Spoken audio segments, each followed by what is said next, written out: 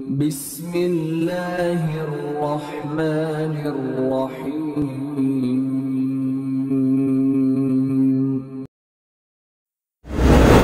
حضرت ابو ہریرہ رضی اللہ تعالیٰ عنہ نے بیان کیا کہ ہم نبی کریم صلی اللہ علیہ وسلم کے ساتھ ایک دعوت میں شریک تھے۔ آپ صلی اللہ علیہ وسلم کی خدمت میں دستی کا گوشت پیش کیا گیا جو کہ آپ صلی اللہ علیہ وسلم کو بہت مرغوب تھا۔ آپ صلی اللہ علیہ وسلم نے اس دستی کی ہڈی کا گوشت دانتوں سے نکال کر کھایا، پھر فرمایا کہ میں قیامت کے دن لوگوں کا سردار ہوں گا۔ تمہیں معلوم ہے کس طرح اللہ تعالیٰ قیامت کے دن تمام مخلوق کو ایک چٹیل میدان میں جمع کرے گا، اس طرح کہ دیکھنے والا سب کو ایک ساتھ دیکھے گا۔ آواز دینے والے کی آواز ہر جگہ سنی جا سکے گی اور سورج بالکل قریب ہو جائے گا۔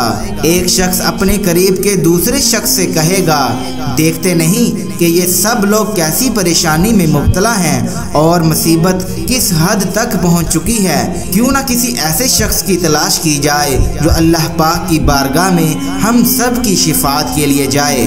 کچھ لوگوں کا مشورہ ہوگا کہ دادا آدم علیہ السلام اس کے لیے مناسب ہیں، چنانچہ لوگ ان کی خدمت میں حاضر ہوں گے اور عرض کریں گے، اے بابا آدم، آپ انسانوں کے دادا ہیں۔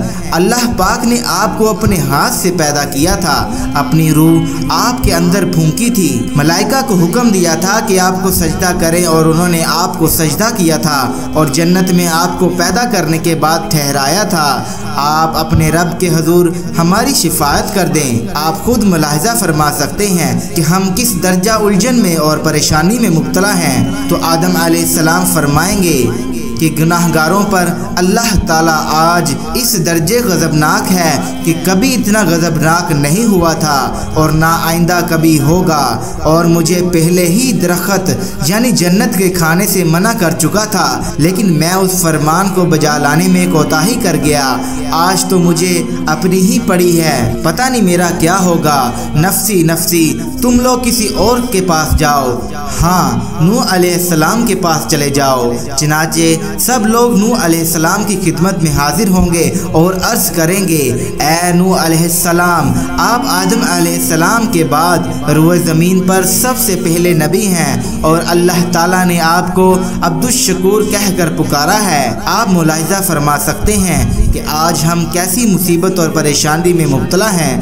آپ اپنے رب کے حضور میں ہماری شفاعت کر دیجئے۔ پھر نوح علیہ السلام بھی یہی جواب دیں گے کہ میرا رب آج اس قدر غضبناک ہے کہ اس سے پہلے کبھی ایسا غضبناک نہیں ہوا تھا اور نہ ہی کبھی اس کے بعد اتنا غضبناک ہوگا۔ آج تو مجھے خود اپنی ہی فکر ہے۔ نفسی نفسی، تم نبی کریم صلی اللہ علیہ وسلم کی خدمت میں جاؤ۔ چنانچہ وہ لوگ میرے پاس یعنی محمد کے پاس آئیں گے اور میں ان کی شفاعت کے لیے عرش کے نیچے سجدے میں گر پڑوں گا۔ پھر آواز آئے گی، اے محمد، سر اٹھاؤ اور شفاعت کرو، تمہاری شفاعت قبول کی جائے گی، مانگو تمہیں دیا جائے گا۔